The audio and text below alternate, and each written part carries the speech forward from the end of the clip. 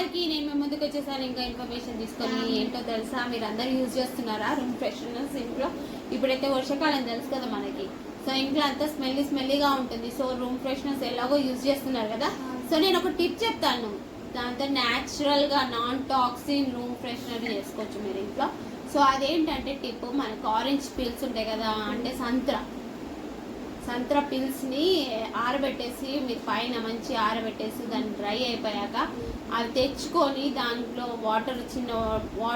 కొద్దిగా వాటర్ మనకి ఎంత ఫ్రెషనర్ అవసరమో అంత వాటర్ తీసుకొని దాంట్లో ఆరెంజ్ పీల్స్ అంటే అది సంత్రాది పొట్టు ఉంటుంది కదా, ఆ పొట్టు అందులో వేసేసి మంచి బాయిల్ చేస్తూ మనకి దాల్చిన చెక్క అంటారు కదా, సిమోన్ స్టిక్స్ ఉంటాయి కదా, అవి వేసేసి మంచి బాయిల్ చేయండి.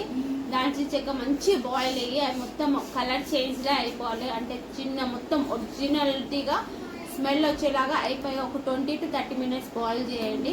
సో అది రూమ్ ఫ్రెషనర్కి కన్వర్ట్ అయిపోతుంది. సో మన ఇంట్లో అంత స్మెల్లీగా వస్తుంది, మంచి స్మెల్గా వస్తుంది. ఎందుకంటే మనం బట్టలు ఇంట్లోనే వేసుకుంటాము, అది ఇది అంత స్మెల్ వచ్చేస్తుంది, వర్షాకాలం కదా అండి.